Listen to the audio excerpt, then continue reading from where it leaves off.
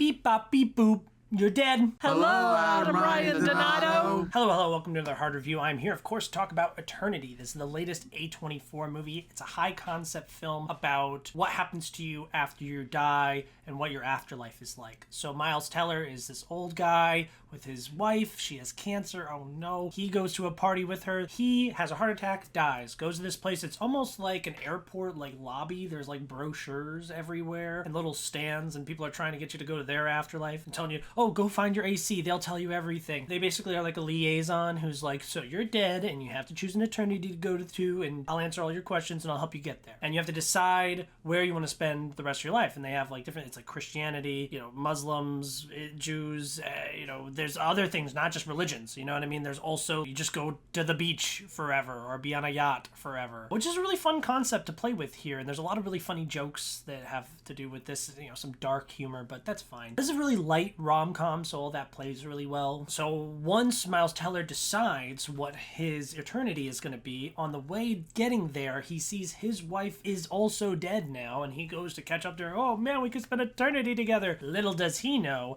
that her ex-husband, because they had been married for 60 plus years, but before they were married, she was married to another man. And this man went off to go fight in the Korean War and died. But he waited in this purgatory type place, being a bartender, for decades so that he could wait for his wife to come back. And so now Elizabeth Olsen, the wife, has to decide, okay, do I go spend eternity with my husband of 60 plus years, who I had a family with and everything, or do I go with my husband, my first husband, who died in the war and I didn't really get to have a life with? I didn't watch any trailers for this movie, so I really knew nothing about it going in. They gave us these little flyers at the screening, which was really cool because it's like the flyers that they get in the movie. It's a pretty simple love triangle. It's really easy for, especially for female audiences, to put themselves in the mind of Elizabeth Olsen. Oh, and which guy do I want to take? Callum Turner or Miles Teller? It's also really nice to see these three moving out of the blockbuster sphere.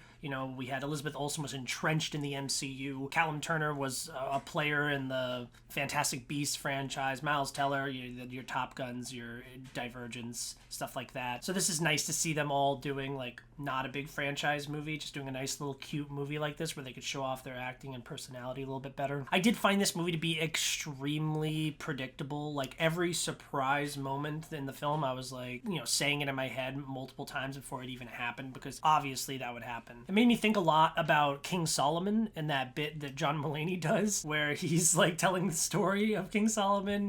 There's a baby and two people think that the baby is theirs, and he tries to decide who gets the baby. But it's not predictable in a way that really ruins the movie. It's just these type of movies are just kind of predictable, and that's okay. They're safe, nice little warm movies. I also really enjoyed Austin Ely and Davine Joy Randolph in this movie. They're kind of the liaisons, the ACs that are helping them decide, and then they're kind of playing matchmaker a little bit and trying to help their little representative, whoever it is, to try to win over the heart of Elizabeth Olsen. I also really enjoyed John Early and Davine Joy Randolph because they are two of these liaisons, and Davine Joy Randolph is for Miles Teller's character and John Early is for Elizabeth Olsen's character, but he's clearly heavily pushing for her to pick Callum Turner in the movie. So there's a lot of little drama going on here. Ooh, who's she gonna pick? Pick a side, Edward or Jacob. It's cute, it's sweet, it's funny. The world building's adds a lot of personality to the film and helps make this